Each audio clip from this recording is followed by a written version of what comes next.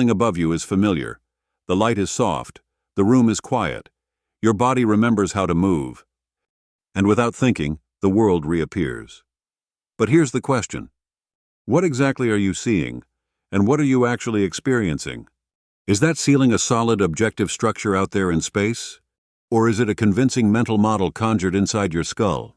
A best-guess hallucination that just happens to be useful? This is the quiet miracle and quiet delusion of everyday life. The reality you live in isn't out there in raw form. It's been filtered, interpreted, reconstructed, and served to you like a story. Custom-tailored by your brain, stitched together from fragments of sensation, memory, and expectation. You don't see the world. You see your brain's version of the world. And that version? It's not designed to be accurate. It's designed to keep you alive. Welcome to the default reality. A reality so deeply embedded, so automatically accepted, that questioning it can feel like disorientation, and seeing through it can feel like awakening. The reality engine, predictive processing, and the hallucination of the world. Neuroscience now offers us a radical shift in understanding perception. Rather than the brain passively receiving inputs from the senses, it's now seen as an active prediction machine, constantly generating hypotheses about what's out there and adjusting only when it's wrong. This is the theory of predictive processing, the idea that perception is the brain's best guess about what's happening in the world, based on prior experience, layered with just enough incoming sensory data to confirm or revise it. In other words, you don't see reality. You see what your brain expects to see, until the evidence forces a change. Your visual field, your body sense, the sound of your voice, they're all being simulated in real time. And because the simulation is so smooth, so well integrated, you believe it's real. But this simulation can be hacked. Change the expectation, and the perception shifts.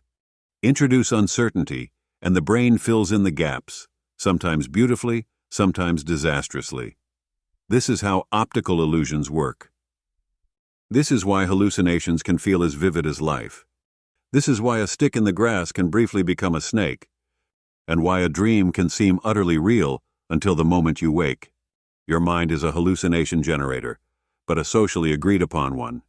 The only difference between normal perception and hallucination, as neuroscientist Anil Seth puts it, is that perception is a hallucination we all agree on. The interface theory. Are we seeing the world, or just a dashboard? Now let's take it even further. What if the very idea that we see reality as it is completely flawed? What if nature never intended us to see truth, but only to interact with reality in a way that increases our chances of survival? This is the provocative argument behind the interface theory of perception, proposed by cognitive scientist Donald Hoffman. According to Hoffman, evolution doesn't select for accurate representations, it selects for useful illusions. Think of your computer desktop. You see a blue folder icon. But you don't think the folder is blue or flat or floating in space. You know it's a simplified interface, a metaphor that lets you interact with something far more complex, bits of data, zeros and ones, stored on a hard drive you'll never see.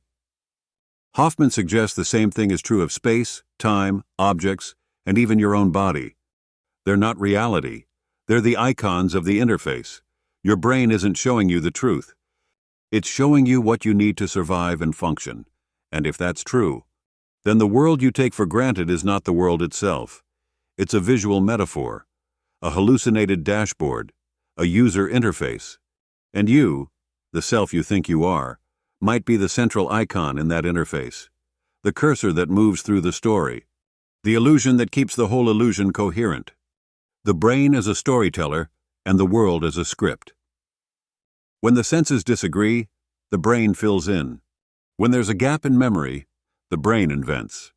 And when confronted with ambiguity, the brain chooses coherence over truth every single time. That's not a bug, it's a feature. To stay alive, the organism must act. To act, it must believe it knows what's real. So the brain makes something real. Right now. This is why we don't just see the world, we interpret it. And our interpretations are shaped by prior beliefs, culture, trauma, hopes, and fears. Two people can live in the same environment and perceive radically different realities, not because one is wrong, but because each is seeing through their own internal lens of prediction. The you who seems to be observing it all? That too is a model, a simulated center generated by the brain to organize experience. You are not the observer, you are the observing, a process, a motion, a rhythm.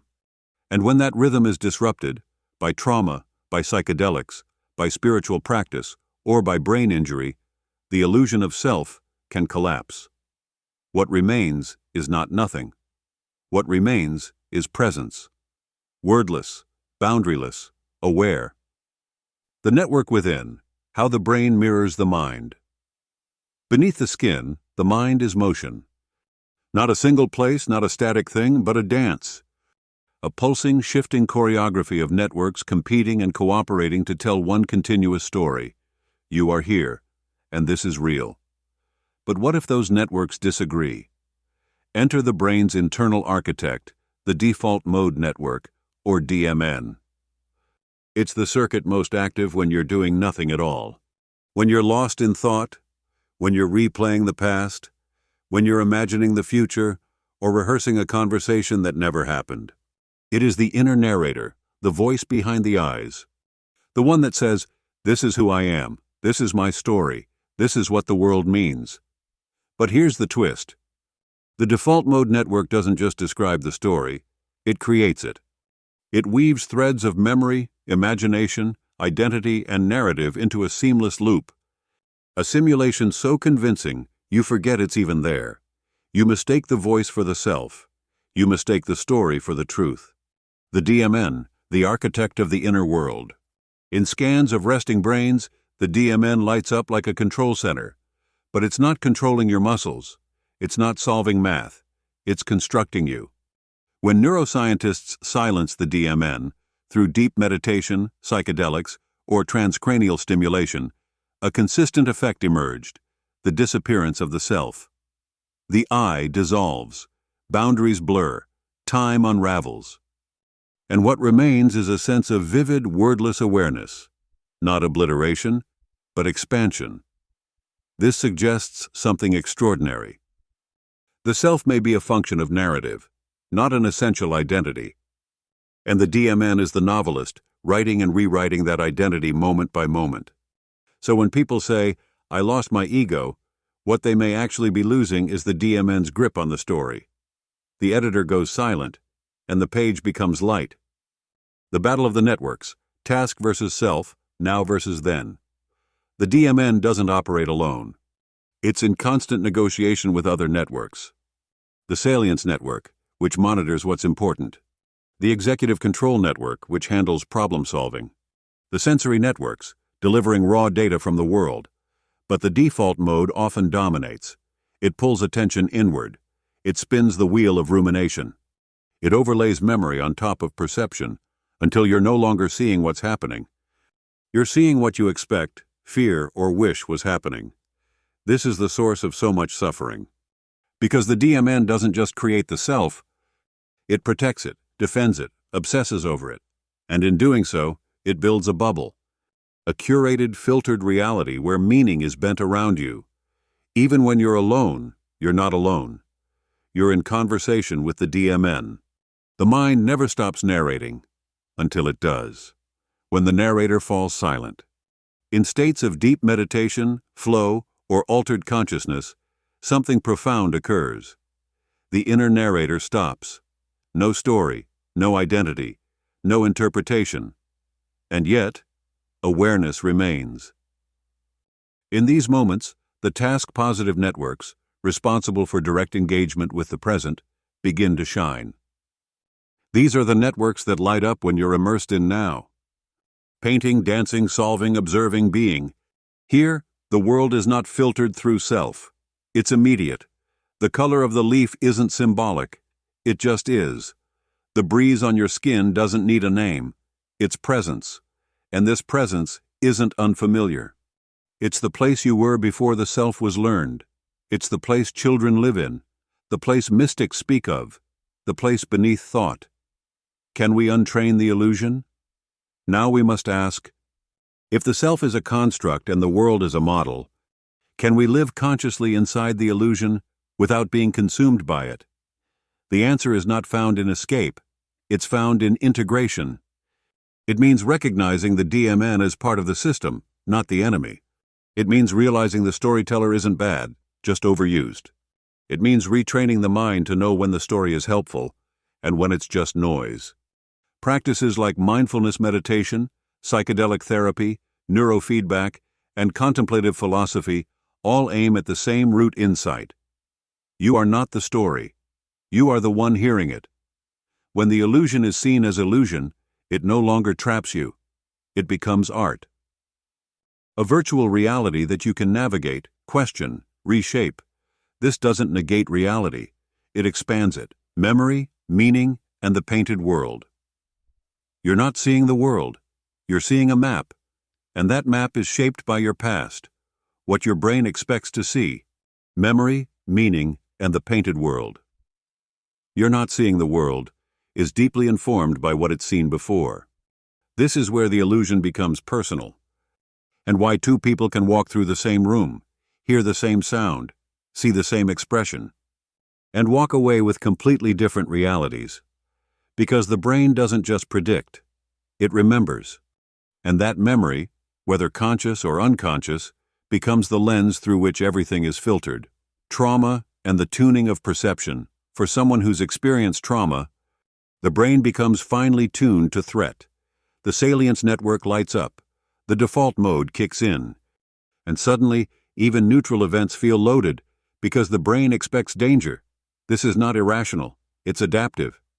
A child raised in chaos learns to scan every room for signs of harm. An adult who's been betrayed learns to expect deception in every smile. And over time, the world itself feels unsafe, not because it is, but because the prediction engine has recalibrated to survive. The tragic beauty of the human brain is that it adapts, even if it means distorting reality to do so. Culture and language. Framing the frame. Now add to this another layer, culture. From birth, we inherit not only memories, but metaphors. Our language shapes what we notice. Our society shapes what we value. Our myths shape what we believe is possible. The Himba people of Namibia have no word for the color blue. And in visual tests, they struggle to distinguish it, not because their eyes are broken, but because their minds were never trained to see it. This is called linguistic relativity, the idea that language frames thought. And if language shapes what we see, then we're all living in culturally sculpted dreams. Dreams of borders and beliefs, dreams of meaning and morality. Not wrong, just incomplete. So the brain, already filtered through memory and trauma, is now further shaped by stories passed down through time. No perception is ever pure, no experience ever fully objective. You're not just looking through your eyes, you're looking through your ancestors. The story of the self, and the death of that story. Let's return to the self.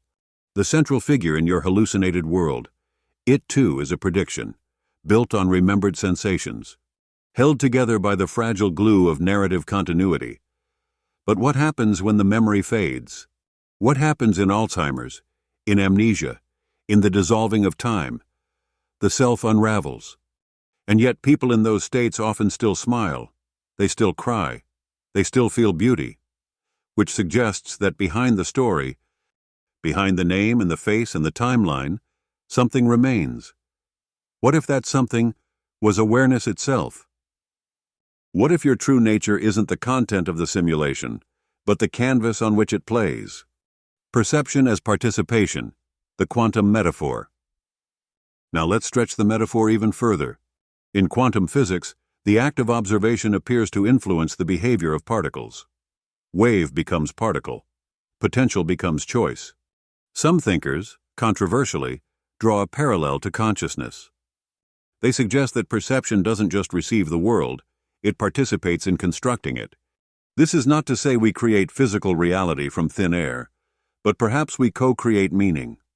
Perhaps what we perceive reflects not just photons and pressure, but participation, a kind of silent handshake between the brain and the world. We don't see what is, we see what becomes, in relation to us. This view, echoed in mysticism and some interpretations of quantum theory, places consciousness not as a passive observer, but as an active sculptor of experience. Lucid in the dream. You are dreaming, but not asleep. The dream is woven by neurons, fired by prediction, colored by memory, framed by language, painted by emotion. And if you can see that, if you can hold the dream lightly, you become lucid. Lucid, not in a fantasy, but in life itself. You don't have to escape the brain's simulation. You can walk through it with awareness, with compassion, with curiosity. You can question what you see. You can honor what others see. You can remember that behind every perception is a story longing to be heard, and a silence longing to be remembered.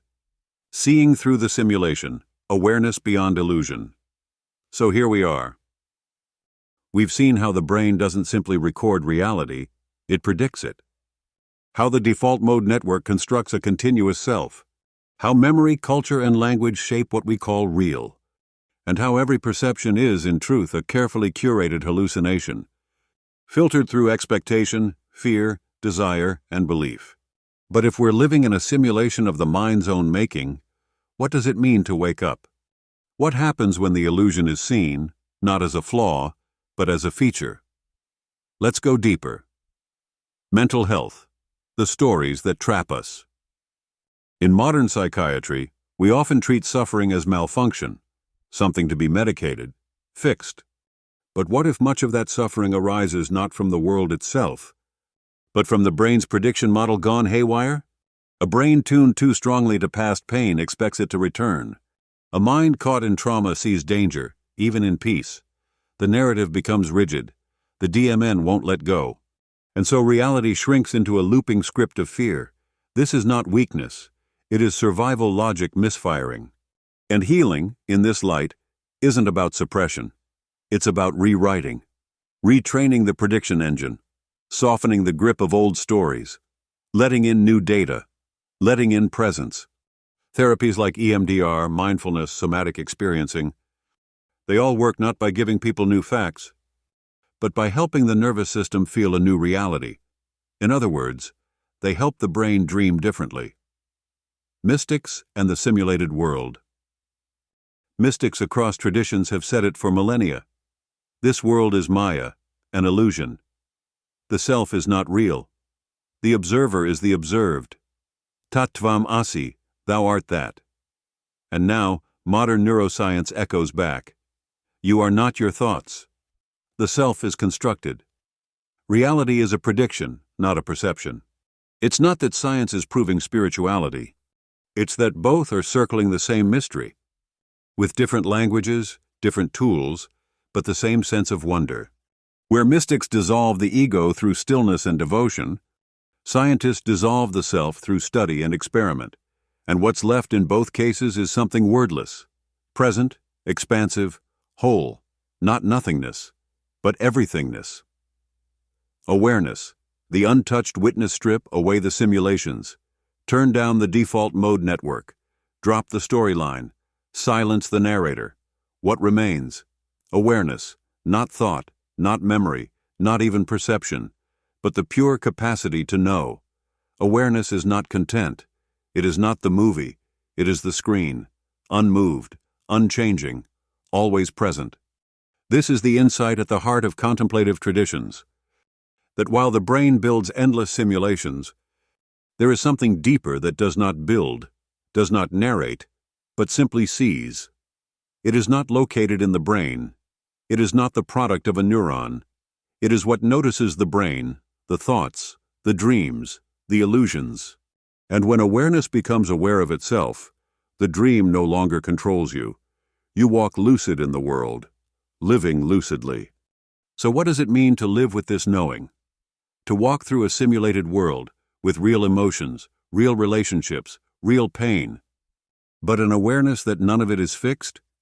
It means freedom, not detachment, not indifference, but the freedom to respond, not react. The freedom to choose presence over prediction, compassion over projection, curiosity over certainty, To remember that others too are dreaming, each in their own simulation, each doing their best to make sense of a world their brain constructed for them. It means loving people, even when their reality doesn't match yours. It means seeing past the surface to the awareness behind their eyes. It means living awake. Final reflections. The soft light of knowing reality is not fixed. It is not solid. It is not singular. It is a story the brain tells, edited by memory, sculpted by belief, colored by emotion, and witnessed by something far greater than thought. And that witness, that silent presence beneath it all, is not a product of the simulation. It is the light by which the simulation is seen. You are not your brain. You are not your thoughts. You are not even the self your brain constructed. You are the awareness that sees it all and smiles. If this resonated, share it with someone whose story is still unfolding. And if your story feels too heavy to carry, remember, it's just a story. You are not the character. You are the light behind the dream.